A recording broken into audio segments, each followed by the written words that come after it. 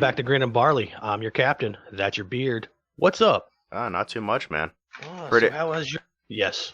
What? How was what? No. I said, how has your life been the last couple of days? Couple of days, pretty good, man. Turned 34 yesterday. Nice. Happy birthday, by the way. Thanks, man. Beard's birthday was yesterday, and I didn't even put that in the title. I know. You didn't. I'm such an asshole. It's okay. I didn't even think about it. It's all right. I'll fix it. I'll fix it when Birthdays it gets don't matter. Yeah, I know. Not when you get past like 25, 30. Then it's just kind of like, eh. 30 is a good one. How old are you now? 34. 35. I forget. You're a fucking kid still. It's okay. I asked the wife the other day, how old am I? I forgot. How do you forget how old you were at 34? I was 33 the other day, and I forgot. I couldn't remember if I was 32 or 33. What I was like, dude? hey, because we're the same age. I was like, how old am I? I'm 40, and I don't know. She's like, you're 33. And I went, and I can remember how old I am. Shit, I'm 41. Holy shit, I guess I can't remember how old I am. She was like, you're 33. And I was like, when did that happen? I don't remember that birthday at all. And did you do anything special? No. Technically, I had to work, but it was slow, so I left at like 9:30. Then we went to Chili's, and I ate some Chili's and got a margarita. Came back home and drank the last of my OBP1. That is awesome. I've done nothing but work. I was gifted some Irish whiskey the other day. Oh yeah? How was that? Yeah, it's pretty decent. We'll do an episode on it. It's the Buskers. Okay. So, I mean, we kind of did an episode on one of them, but we're not going to release it. Well, we may release it down the line eventually of like outtakes and fuck ups. Yeah. Let's just say that the St. Patrick's Day episode is dead. It went downhill real quick. Yeah. So there's 4 expressions to this Irish whiskey that I want to get into, but I have 3 of them sitting here right now. Mm-hmm. But that's not what we're doing tonight. But I don't know. That's what I've been up to besides, hanging out at the house. I'm planning on I'm drawing up the plans as we speak, watching YouTube videos, YouTube University and everything.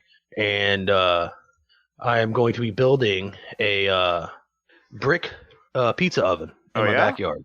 Yeah, so I've been like drawing up the plans and watching YouTube videos and figuring out where it's going to go. Well, I know exactly where it's going to go. So I've been doing all that for like the past couple of days, just trying to figure out how much everything is going to cost. And I got you, man. I was thinking about doing a time lapse type thing of recording me making the pizza oven and putting it up on YouTube, on our YouTube. Oh, that'd be cool. Yeah. I do like some brick oven pizza, man. You and me both. Yeah, I'm pretty excited about this episode tonight, though. Being that it was my birthday yesterday, I picked 2 whiskeys for us to taste. And so I don't really want to do not really like a 1 to 10, because I know this is when it really gets into like taste is subjective. Right. They're 2 of my favorite ones. They might not be yours, but I want to hear what you think. Hopefully it's positive, but I like to have you enjoy your time. Well, I'm calling this a complete first experience with Woodinville because you said I've had the bourbon. Yeah, you have had the straight bourbon before. I don't remember it, so therefore it didn't happen. Yeah, I'm excited for it. I haven't had the rye. Funny thing about the rye is that I found out about the rye via YouTube, and I've been looking for it for probably about a year now, and I couldn't find it in our area, and I finally found it, so I had to pick it up. And of course, the first thing I do is bring it home and taste it, because I mean that's what you gotta taste it, man. But yeah, I'm really excited. I said it's Woodinville's straight bourbon whiskey and Woodinville's straight 100% rye whiskey. Nice. Both of them are pot distilled and are sitting at 90 proof. So nice. I went on their website today and got a little bit of history of it. Woodinville itself is owned by 2 best friends, Orland Sorensen and Brett Carlisle. They said their dream is to make the greatest craft whiskey in the world by bringing the time-honored traditions of bourbon production into a craft environment, using the highest quality, locally grown grains, the best barrels and coopers in the world, the most technologically advanced distilling equipment, which, by the way, they show their still on their website. Mm-hmm. You should check it out. It's crazy looking. It has some big words. I have no idea what they are, but it's really cool. They also have the mentorship of an industry icon, David Pickerel. He's a former master distiller for Maker's Mark. Yes, I I was sitting there trying to think Yeah. of who he was because I've heard his name a bunch. And you know me, like I don't really know that much about names, but I've heard his name. And I was like, oh, dang. I was like, that's really interesting. I didn't know that much about the company. I just found their bourbon years ago, and I was like, I want to try it. And I know that all their staple grains are cultivated exclusively for Woodinville on the Omlin family farm in Quincy, Washington. So all their stuff is local to them. All right, so they're a Washington whiskey. Yeah, they're in Washington. Washington State, not D.C. Washington State. Yes. Okay. Yeah. Prior to being coopered, the barrel wood is seasoned in open air, rain, wind, and snow for 18 months, which softens the wood's harsh tannins. But yeah, it's like, dang, they're aging the wood prior to even going into made into a barrel. That's kind of cool. Once coopered, the barrels are then slowly toasted and heavily charred to further enrich the wood's desirable flavors. So you have a light toast and then a heavy char on it. I know that some places just do like a straight char right through. I was like, that's interesting to me. That said, once the grains are mashed, distilled, and barreled in the Woodinville distillery, they're trucked over the Cascade Mountains and stored in private barrel houses in central Washington, where the extreme temperature cycles promote the extraction of natural flavors from the oak. I know that they're in Woodinville, Washington. Woodinville's just outside of Seattle. So they're going to... Okay. So I'm like, okay, so going over the mountains and storing it pretty much in central Washington, which is a lot different than Seattle, Washington's climate. All right. Which one are we doing first? We'll do the bourbon. Because I know that you've had it. I don't know if... It might bring back some flavor things. It might not. And so for those of you who don't know, we are doing this remotely until the office gets finished. Yeah. To the studio, office, whatever. He has full bottles. He has poured me 2-ounce pour bottles. A little over 2 for me ounce to pour. taste. I gave you the brother-in-law 2 ounce. So that's what I'm drinking on. Before we get into the bourbon, they did show their awards for this. The Woodinville Straight Bourbon Whiskey received the double gold medal in the title of Best Straight Bourbon Whiskey of 2020 at the San Francisco World Spirits Competition of 2020. That's not too bad. Said I find it to be very complex compared to most, bourbons out there.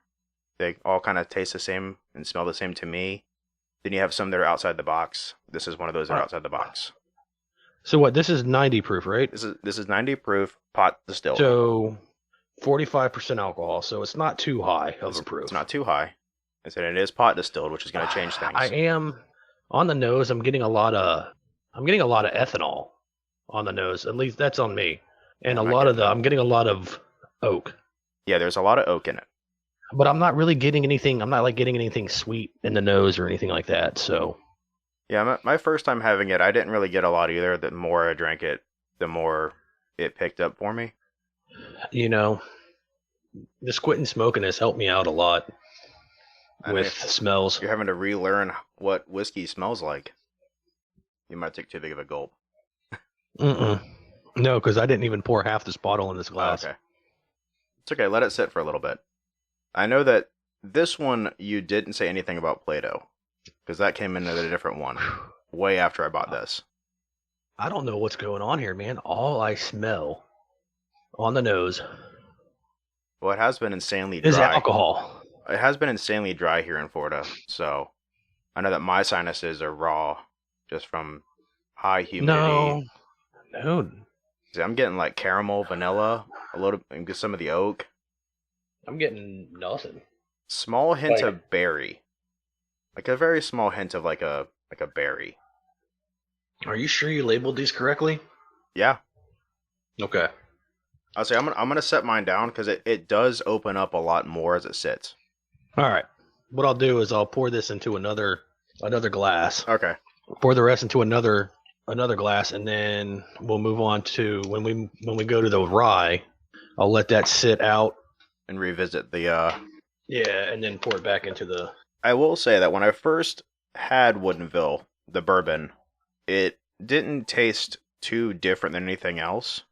But right, it's because it is a 90 proof, so that is a little hot, not super hot, but it is up there, It's not though. It's not hot, but it's also pot distilled, which does have a different flavor. Right, but for some reason, all I'm tasting and all I'm smelling is the alcohol. It's the ethanol. That's it. That's all I'm tasting and smelling. I think you're And it's broken. weird. I might be broken. You did that the other day too. Mm-hmm. So I don't know. I think honestly, man, I think that your body is relearning how to nose whiskeys. Yeah. It's been covered by that smoke the whole time. When you introduced me to drinking neat whiskey, all I ever did was smell and taste alcohol. Yeah. Then again, I haven't smoked a cigarette, cigarettes, in a while. See, the Padawan has become the master. I am the master. So yeah, we're gonna get into the rye. So the Woodinville straight 100% rye, it was in the category for best whiskey from all 50 states. It won the title of absolute best whiskey from Washington State from a guy named Christopher Osborne at Uprocks. That's what I want to smell in a rye. This is going to sound weird. Okay? This is going to sound really weird. I can smell Play-Doh. Okay. But it's not bad. But what I like, the smell I like in a rye is going to be a super weird smell that not a lot of people probably will ever smell, but I smell it. Think back when you're in elementary school. Okay. Okay, every rye to me smells almost the same. You got to go sharpen your pencil. What do? You get up and get that hand crank pencil sharpener, and you can smell all those shavings. Yeah. It smells like a freshly sharpened pencil. Yeah. And to me, that is a great smell. Yeah, it actually is. I will say that the rye is a lot more complex and deep than their bourbon is. But their bourbon is one of the... It doesn't taste like something like straight line bourbon. It has some nuances in it. The rye, though, it's got a fuller flavor, and it is a deeper taste. It smells... Do I want to... Not medicinal, because it doesn't smell like medicine. And also to me, like, the smells I'm getting are weird. I'm not getting fruity or anything like that like you should with rye. Yeah, see, I'm getting fruity. I'm getting construction. Like the wood shaving smell. All right, you're getting the actual grain. I'm getting a freshly painted room. I don't smell that at all, but I think my sniffer might be broken. I said I think that you have rebooted your nose. My sniffer might be broken because it's weird. Remember when we started drinking whiskey and you started having me do tastings and nosings, and I was like, I smell alcohol, I taste alcohol. Like, give it time. Ooh. Give it time. And I think that's what happened, is that you've cleared your nose out from not smoking, and now your nose is relearning to bypass that ethanol. All right. So, oh my God, did I really just taste that? Hold on. Okay, I'm holding on. We might have a... I'm watching your face, and your brain just can deconstruct it, and it looks like it's about to blow away. Tasting something that I know should not be there, but I like it. What are you tasting? Dill pickle sunflower seeds. Dill pickle sunflower seeds. See, I don't get any of that. That's very specific too. Oh, no, but I know what you're talking about. Now, see, to me... But I mean, it's also the rye, because rye is a little bit sour anyway. Rye itself, like rye bread. And, it has a... Like, that's... It has, to me, like a sourdough bread kind of, like, flavor with, like, berries on it. That's what I get. Hold on. That's what I'm tasting. It's not like a dill pickle sunflower seed. It is like a rye sandwich with pickles on it. Okay. But it's not like it's a weird pickle flavor, because it's not like it's pickles themselves. It's just like a tinge. You're getting a tinge of a tart, or not a tart, but it's not the vinegary taste. Oh, okay. It's the pickling seasonings themselves, not the vinegary. All right. So it's... Okay, I can get that. Because as it's sitting here, and I drank a little bit of water, and I still have a little bit of the oils on my tongue, I'm getting some of those flavors of like a pickling spice. Not a lot. Yeah, just the a little pickling bit. spice, yeah. So I'm going to go ahead and dump the rest into this glass here. And I'm going to take my water. See, this is exciting for me, because it's something that you've never had that I have. And usually it's the other way around. All right, I just put a cap full of water in it to give it a little dilution to see if it changes. Into the rye? Yeah, I'm going to do it into the bourbon as well. Right. I see now that opened up a little bit more. There's something there that I can't figure out what it is. And I don't want you to go naming stuff because Oh, I'm you not. know I'm not. I want. it's subjective. So you say Yeah. there's cherry in there, and I'm going to instantly Yeah. start smelling cherry. I'm You watching know, you dissect this as someone it's good. who has. I can't put my finger on Said, any note though. this is the first time that I've actually had two things that you haven't had, and I get to watch you do the deconstruction. Usually it's the other way around, and usually you watch me try to figure things out. I get to watch you. Definitely get a lot more of the oak barrel when you put the water in there. Mm-hmm. Definitely do get more. It opens up a little bit. Like you put that cap full of water in there and it opens up. It brightens everything up a little bit more. Makes everything more, but at the same time putting the water in there brightens everything up, but then it fades quickly. Yeah. So 90 seems to be a good proofing for this. Yeah, I think any hotter it would take away from the flavor, and any lower it wouldn't have that. Proofing and hotness has nothing to do with it. You can have a barrel proof and it not be that hot. Well, you know, I meant hotness as in like the proofing of it as high as hot.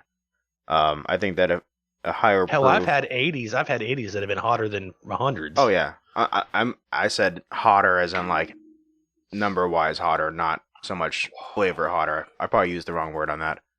But you know, I don't think a higher proof would help the flavor at all. I think that it might take away from it. I don't know, dude. It's weird. I like it a lot. I like it a lot. The rye? Yeah, the rye is... The rye is really good, and I'm really glad I finally found it. The rye is amazing. And you know me, I'm not big on rye whiskeys. I haven't really had that many, but... Oh, hold on. This is the best that I've had. Is that the bourbon? The bourbon, yeah. Let it sit. It has opened up a little bit. Woodinville bourbon's not special. It's not. It's not super special. Now, I don't mean it to sound bad. No. To me, it's nothing special. I've had better. I've had worse. Yeah. To me, it's like you said. You said I've had it before, and if Woodinville happens to see this, I apologize for my opinion. I mean, by the way, these aren't sponsored. No, they're not by any means. But if you want to sponsor us, we're okay with it.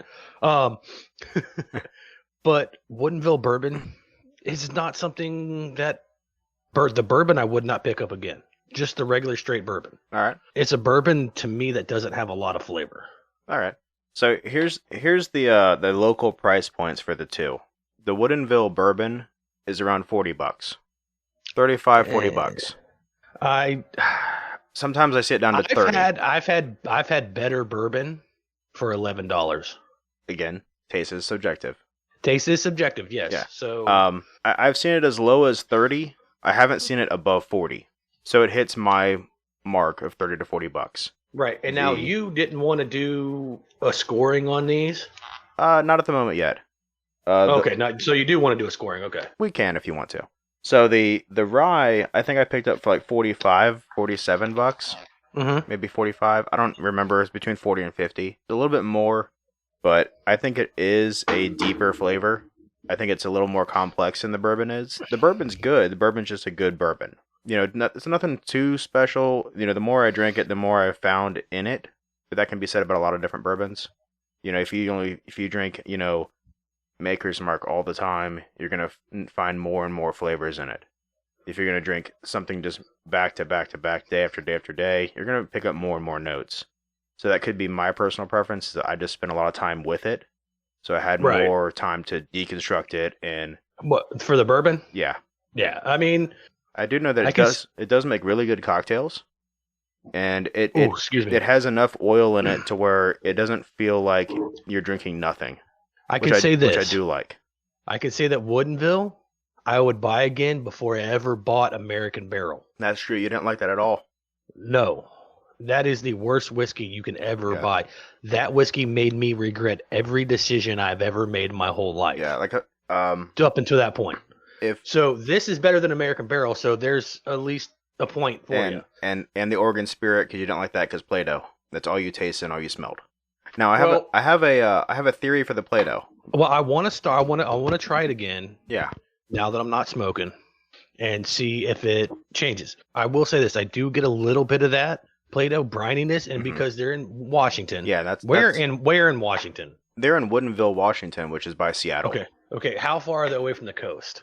Oh, I don't know. I have to pull up the map. That has something else to do So with it. that's my theory is And that that could maybe be why. it could be the winds. I'm tasting the Play-Doh-y, salt, briny taste. Yeah, I think the northwest winds mixed with the mountains and stuff like that, all the rain and whatever, it just has a different taste that we're not used to being from Florida. Which is funny because we get salt on our cars no matter where we go. Yeah, but it's a different salt. Yeah, but it's a different flavor that we're not used to in whiskeys. Which is weird because I'm a Scotch guy. Yeah. Okay, and I love briny Scotches. I mean, because briny and smoky go together anyway. Yeah. But I love briny, smoky Scotches. But why wouldn't I like? I think it's because you expect Scotch to be briny. I don't necessarily expect. Okay. I'd never had a briny Scotch. Like all the Scotches I've always had have always been. I never actually noticed the smoke because all the Scotches I've ever had is either with you, or like Johnny Walker. Okay, so in all your Scotches that you've ever had, which is weird, you were the Scotch guy and I was the bourbon guy. It's fucking weird as shit. Yeah. All the Scotches you've ever had were not really peated. They were more of like a lowland Scotch.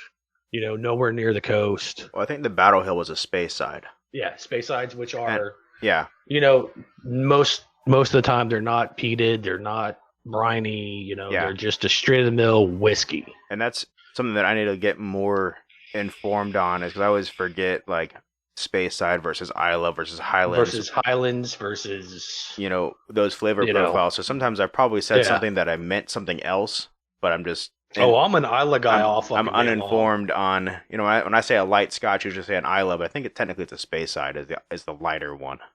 I don't really know. I probably say things all the time that I'm like, I shouldn't say that anymore because I sound dumb. But that's just. Well, I mean, I know that are a lot of flavors over there. I just can't remember the exact region that does the exact one, which will probably piss some Scotch people off. But I'm learning. I mean, if you don't know, you don't know. I mean, I'm learning. That's the great thing about being here. Yeah. In Grain and Barley is we know a little bit. We also know enough to sound stupid sometimes. And most often or not, we do sound stupid. And it's okay. And we are human beings. But we're open to be corrected. Yeah. So that's fine. I don't know where I'm going with this, so fuck it. I got you, man. No, it's one of those things where like Grain and Barley, we're still learning. We're still experiencing things we've never experienced before in the world of alcohol. We're learning different flavors that can come out of things that we've tried, whether it's bourbons or scotches or Irish whiskeys or Canadian whiskeys, anything, Japanese whiskeys, things that, hey, we've never had before or whatever. This is a learning curve for us as well. We're not experts. We just like to drink and we know a little bit about some things. And we know a lot about nothing. We know a lot about nothing and a little about a little. Mm-hmm. But yeah. Like I say at work, I'm a jack of all trades and a master of none. Exactly. So yeah, I mean, like me, I'm a jack of all alcohol, but I don't know shit about most of them. Yeah, I like what I like to drink, and I'll try other things that other people like to drink. I will try anything. Like when it comes to, and I know it makes me sound like such a alcoholic. It makes me sound like such an alcoholic, and I'm not. Although that's the first sign of being an alcoholic is denial. But I like to try anything and everything when it comes to alcohol, except for butt chugging. Yeah. That's a whole different story. No, you don't do that. You'll die. So I want to try everything. I want to make sure I know. I want to try this because I've never had it before. How do I know I don't like it if I haven't tried it? Yeah, exactly. I kind of relate it to, like, I'm a guitar player. I go to a guitar store. I want to play every guitar there.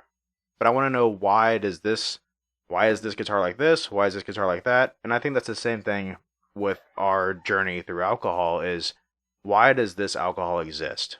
Why are there so many different bourbons out there, so many different American whiskeys out there, or just in general? But no, I think that's one of the things that I do take, I hate to say it, I take pride in on this show is that we're learning and we're having fun doing it, obviously. Yes, we're having fun doing it. But no, we are open to anybody that knows more than us. Send us an email at info@grainandbarley.com. If you can correct us. We don't want to put out wrong information if we can help it. So, listen, I know you kind of said that you didn't want to do a scoring system with this, Oh, we can do one. We can do one. but we've done a scoring system with every single one we've done, and we can't Yeah, not. I realized that too. So, before I answer, what do you give the bourbon? I want to know your answer before I give you mine. All right. Because I know it's going to be vastly different. Yeah, probably. I know that usually when I drink their bourbon, I take a sip or two and I let it sit for a while. Take another sip or two, let it sit for a while. I just casually drink it. The thing with the Woodinville from me is that it does have a lot of oil in it. So to me, the flavor kind of stacks. I don't know if you noticed it or not. To me, it does. It'll have like a base layer, and then it'll go on top with another flavor, another flavor, another flavor. And that's when I say when it's complex. It's not just like, here's the one flavor all the time. It's, here's a flavor, here's another palate feel, and then here's the finished result. That being said, is it the absolute best bourbon in the world? I don't know. I haven't had, the super expensive ones that are quote unquote the best. But hey, listen, I want to try the bottled in bond. I want to try all of their stuff. Yeah. The cash strength, I'd say for me, as far as the bourbons that I have in my collection right now, out of the ones that are that, I give it like an 8. Well, I'm going to disappoint you. That's fine. You'll probably give it like a 2. No, it's not that long. To me, it's better than American Barrel. Woodinville, I'd give a 4. Okay. And I feel bad for giving it such a low number, but we can revisit it later on down the road. And maybe the more my smell comes back, the more my taste comes back from not smoking. Maybe I'll get a little different smells and taste from it. But right now, I'm giving it a 4. I apologize, Woodinville, but taste is subjective, and so are opinions. Yeah, taste is completely subjective, and like I said, you just quit smoking. So I think, honestly, that your palate and your nose has reset, and it's not used to smelling 100% of what a whiskey smells like due to you smoking back in the day. So I definitely want to revisit this. Oh, yeah, I do too. I will revisit the bourbon all day long. Yeah. I will, not all day long, but I will revisit the bourbon again. Uh-huh.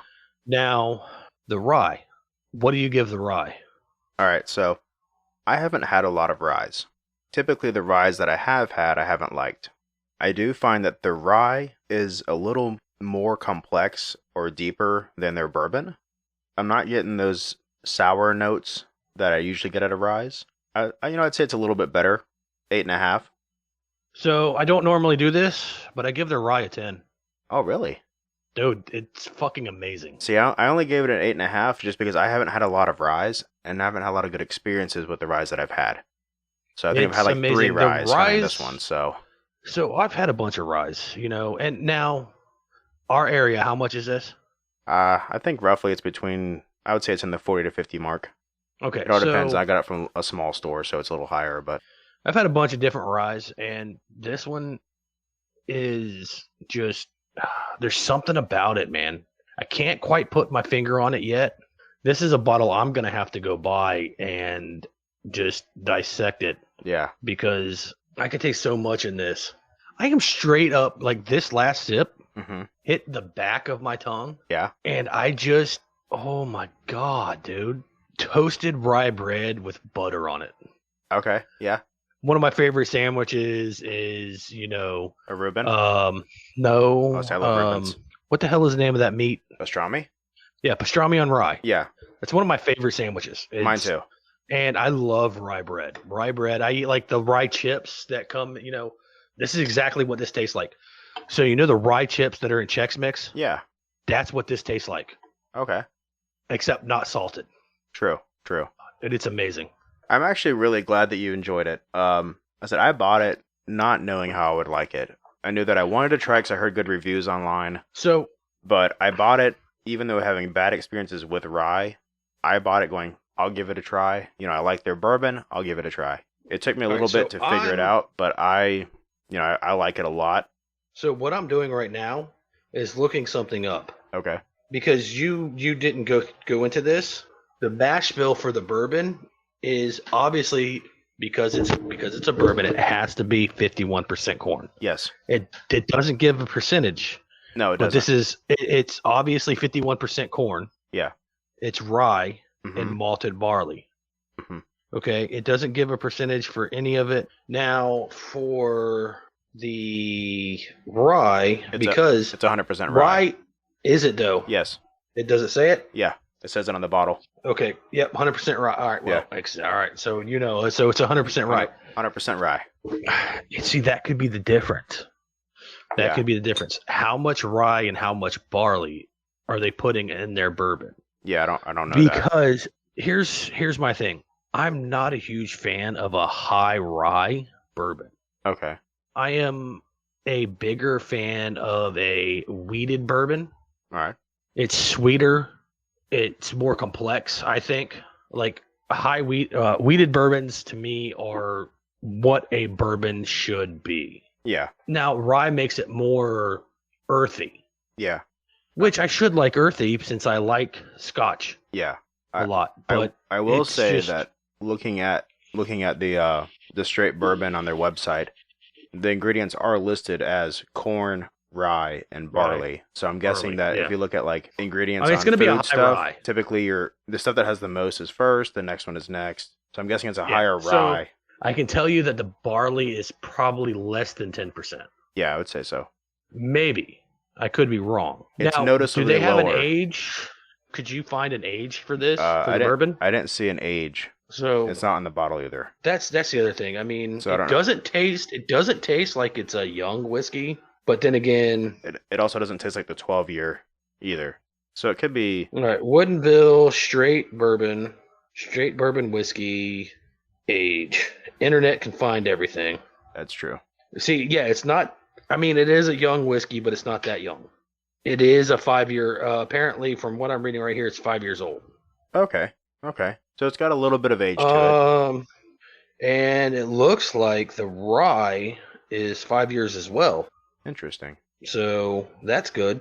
Well, with that being said, Beard, I'll let you take over everything else. All right, I'll close it up for the podcast. Thank you so much for tuning into Grain and Barley on this Beard's Birthday Bonanza episode, we'll call it, for Woodinville. If you have any questions, comments, anything you just want to talk to us, reach us at info@grainandbarley.com.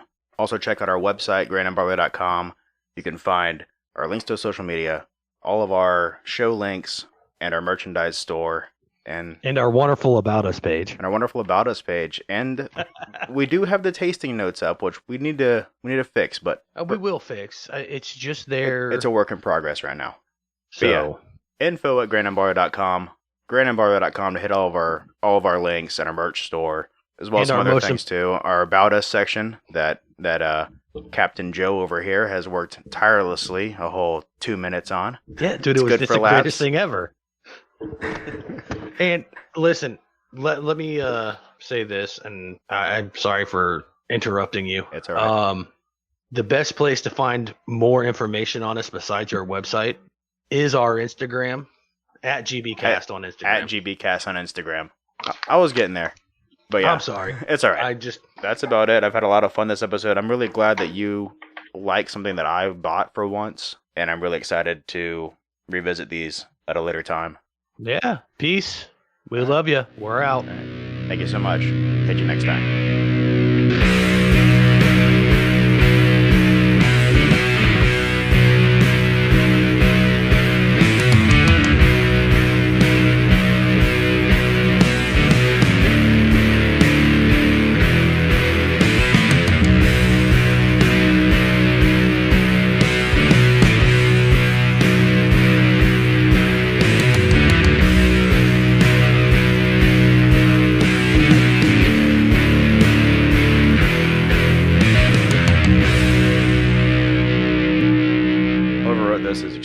Confused on what they're trying to say.